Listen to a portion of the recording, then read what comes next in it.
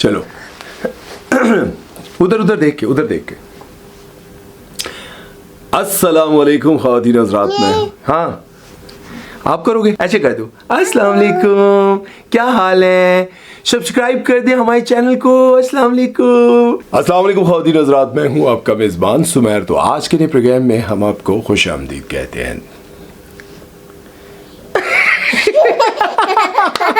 अस्सलाम वालेकुम ख़वातीन हज़रात, मेरा नाम है बीरू, हम बीरू हैं। चलो बोलो मैं जा रहा हूँ, बोलो मामा है सबको बाय बाय, बोलो अल्लाह हाफिज। ओह अच्छा भी कर दो, अच्छी कर दो, ओके।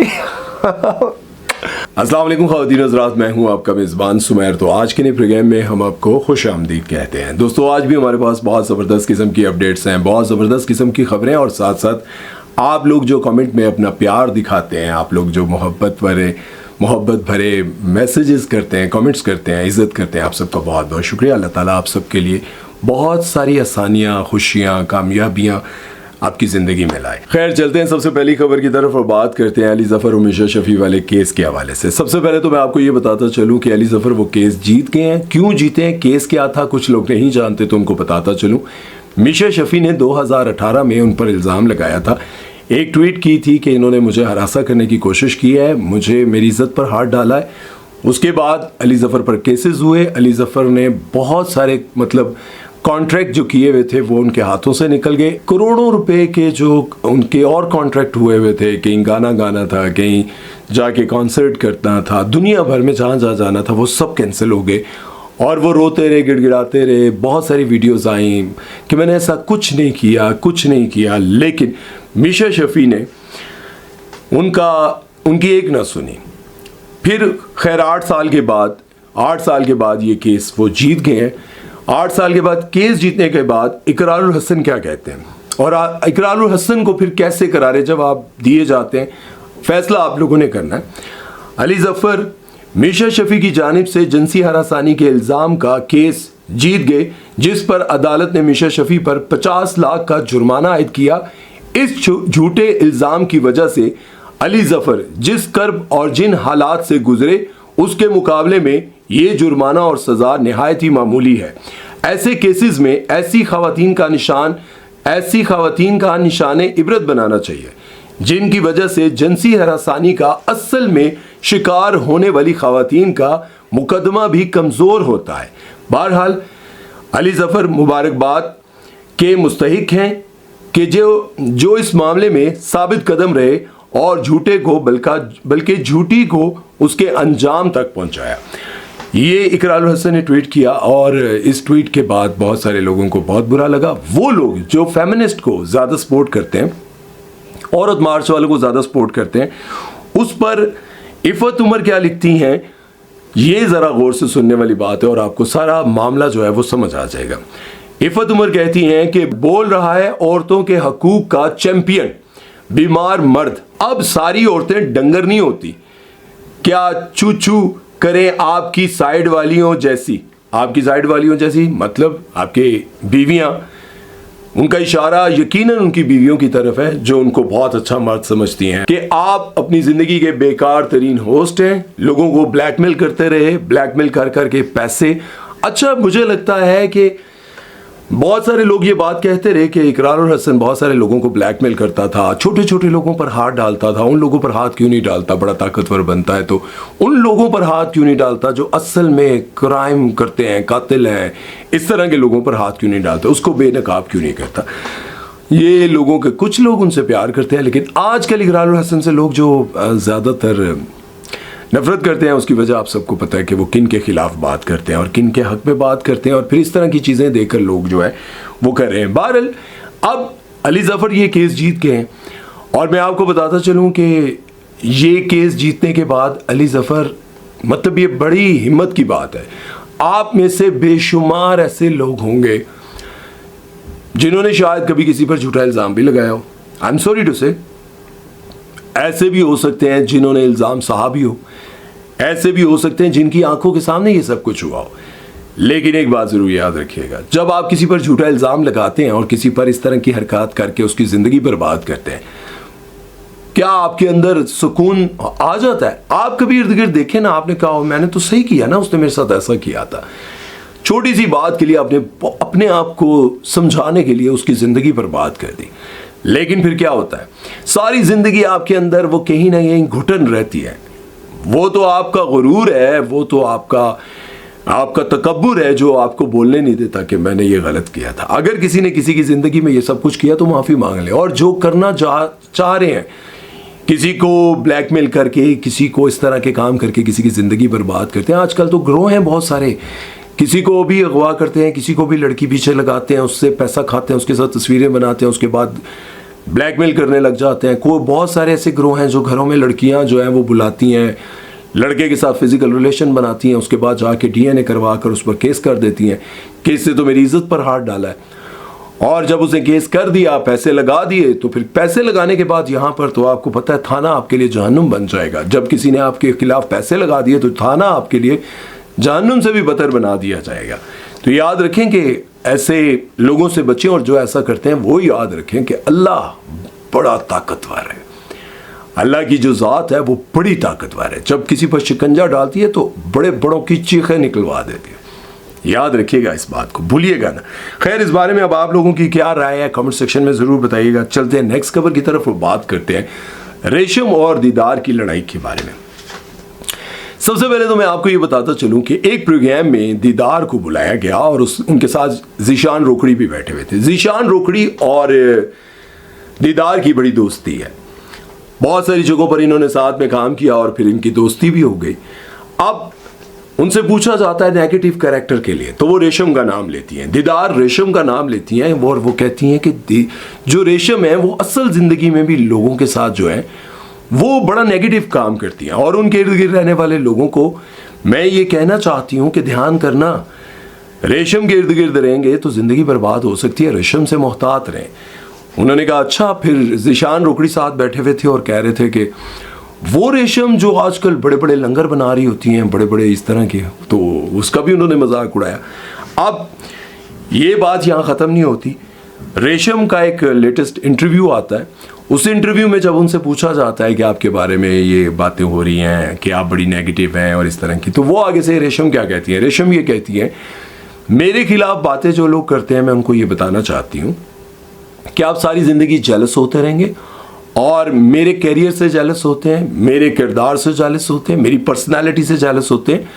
और दूसरा जो उन्होंने कहा कि मेरे पर इल्ज़ाम लगाने वाले या मुझ पर बहुतान लगाने वाले हैं कौन, जिनकी सारी ज़िंदगी की पहचान ये है कि फ़लाँ डांसर की बहन, वो नाचती बहुत अच्छा है, उसकी बहन, वो 30 साल नाच कर उसने अपना कैरियर बनाया। 30-40 साल उन्होंने पता नहीं कितने कहा, लेकिन इतने साल उन्होंने डांस कर करके अपनी पहचान तक नहीं बना सके। उसकी एक बहन है, वो डांस करती है, वो डांसर है। उन्होंने इस तरह के वर्ड यूज़ करके फिर कहा जी कि वो जो है ना अपना नाम आज तक नहीं बना पाई, उनकी पहचान आज तक अपनी बहन की वजह से। मतलब उन्होंने भी आगे से तनकीद की। फिर जब ये बात आगे बढ़ने लगी तो फिर बहुत सारे लोगों ने कहा कि दीदार को माफ़ी मांग लेनी चाहिए। तो दीदार ने ये तस्वीर पोस्ट की जिसमें उन्होंने जूते लगाए और ये शो करने की कोशिश की कि माफ़ी मांगती है मेरी जूती, भाई जूती मेरी माफ़ी मांगती है। ये सारी खबरें, और इस पर कुछ लोगों ने रीमा जी को भी ऐड कर दिया। रीमा जी के हवाले से लगाया हुआ कि रीमा ने भी इस लड़ाई का जवाब ये दिया कि भाई ज़िंदगी में बहुत सारी ऐसी लड़ाइयाँ होती हैं जिसका जवाब देना ज़रूरी नहीं होता, खामोशी बेहतर होती है। कुछ लोग हर लड़ाई का जवाब देते हैं, जवाब नहीं देना चाहिए। कुछ लोग तवज्जो के भी हकदार नहीं होते कि उनको तवज्जो भी दी जाए। फिल्म मौला जट के राइटर नासिर अदीब साहब ने भी रीमा पर एक इल्ज़ाम लगाया था। उन्होंने कहा था एक पॉडकास्ट में कि रीमा जी का ताल्लुक जो है वो रेड लाइट एरिया से था। एक फिल्म की कास्टिंग के लिए हम गए थे और पहली बार हमारी वहाँ मुलाकात हुई थी। तो इस पर बहुत सारे लोगों ने नासिर अदीब को बहुत बुरा भला कहा था और रीमा जी ने भी जवाब दिया था। लेकिन उन्होंने ये जवाब दिया था कि शुक्र है कि अल्लाह ने इज़्ज़त ज़िल्लत अपने हाथ में रखी है, रिज़्क अपने हाथ में रखा हुआ है। अगर इंसान के हाथ में होता तो इंसान तो कभी किसी की इज़्ज़त बनने ही ना देता। और यकीन जाने ये बात उन्होंने बड़ी अच्छी कही थी। अंदाज़ जो है वो बड़ा वो था, क्योंकि हमारे जितने पुराने एक्टर्स हैं ये नॉर्मल ज़िंदगी में भी ना जब किसी के साथ बात करते हैं तो ऐसे ही करते हैं। ताकि लगे कि यार ये आम लोगों से हटकर है। मैं जिंदगी में जो कहती हूँ, मतलब इनका यही अंदाज होता है। खैर, कुछ लोगों को अच्छा लगता है कि बहुत प्यार से बोलती हैं, लेकिन कुछ लोगों को लगता है कि ये फेक तरीका है, फेक अंदाज है। खैर, चलते हैं नेक्स्ट खबर की तरफ, लेकिन इस पर यही कहेंगे कि एक दूसरे पर कीचड़ उछालना, ये जो हमारा पुराना लॉलीवुड वाले लोग हैं ना, ये बख्शते नहीं है। अभी रिसेंटली आप देख लेंगे, वो डॉक्टर उमर आदिल साहब की बात कर लेते हैं। डॉक्टर उमर आदिल साहब ने नरगिस के हवाले से ये कहा कि लोग नरगिस के डांस को देखकर फहाशी कहते हैं। यकीन जाने कि उनका डांस देखकर ना मेरी आंखों से आंसू आ जाते हैं। मतलब लोग उसको फहाशी कहते हैं, वो फहाशी नहीं है।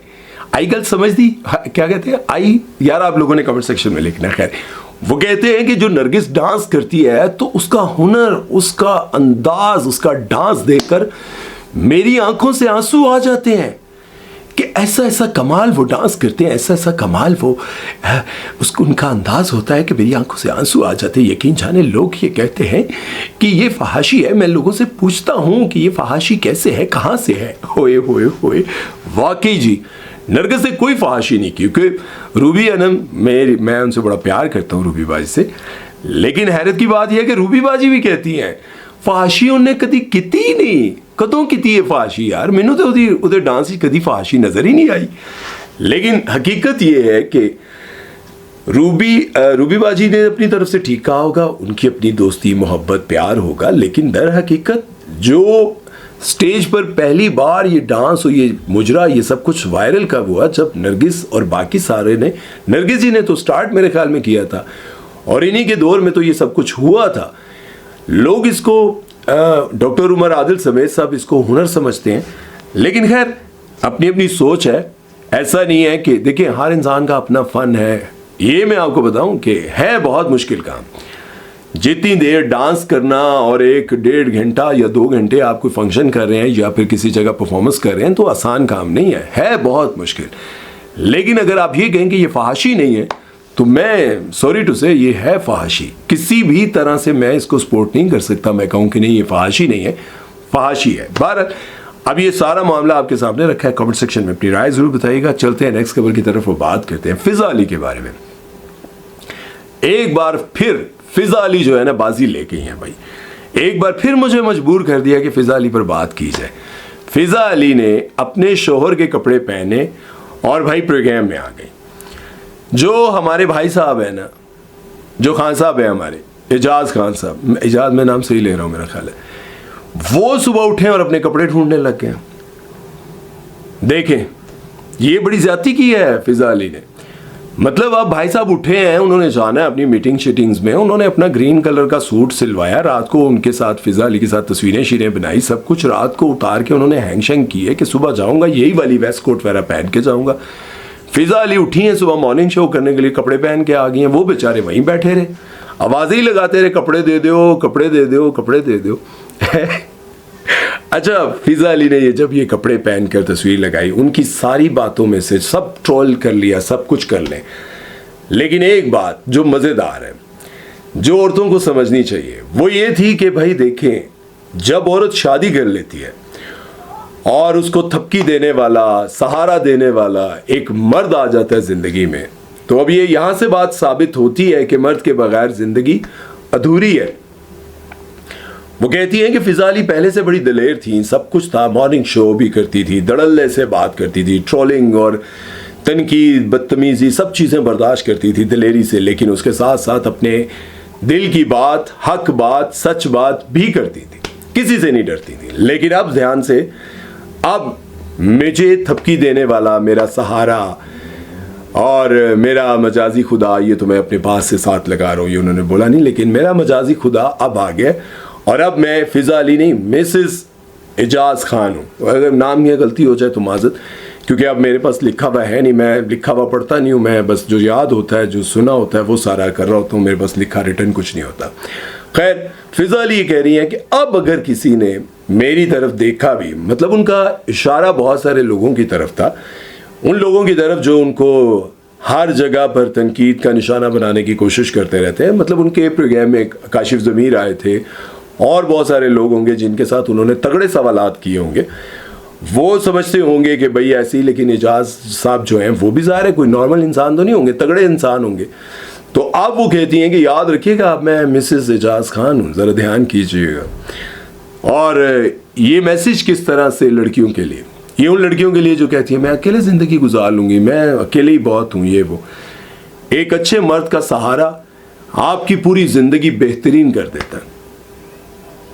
उन्होंने एक और बात भी की कि माजी, मतलब मैंने एक मिशी खान का वीडियो देखा था जिसमें उन्होंने वो डबिंग शबिंग की हुई थी, लिपसिंग की हुई थी, जिसमें वो कह रही थी कि माजी मेरा ना वो करना। तो जाहिर है माजी नहीं करना चाहिए, जब शादी आपने कर ली तो फिर माजी को क्यों। लेकिन औरत को भी सोचना चाहिए, मर्द का गुस्सा देखकर या मर्द की कोई ज्यादती देखकर या कोई बात देखकर ये नहीं कहना चाहिए कि मेरे साथ ऐसा तो फलां ने भी नहीं किया था, फलां भी ऐसा नहीं करता था, तुमने ऐसा मेरे साथ कर दिया। तो ये भी नहीं कहना चाहिए। जब आप कहेंगे ना कि फलां, तो फिर मर्द को मौका मिल जाएगा। ये फिजा जी आप बात याद रखिएगा, आपने किसी भी जगह अपने शोहर को, एजाज भाईजान को ये नहीं कहना कि भाई तुमने फलां जगह ये किया था और फलां ऐसा था, फलां ऐसा था, देखो अब तुम मेरे साथ ये ज्यादती कर रहे हो।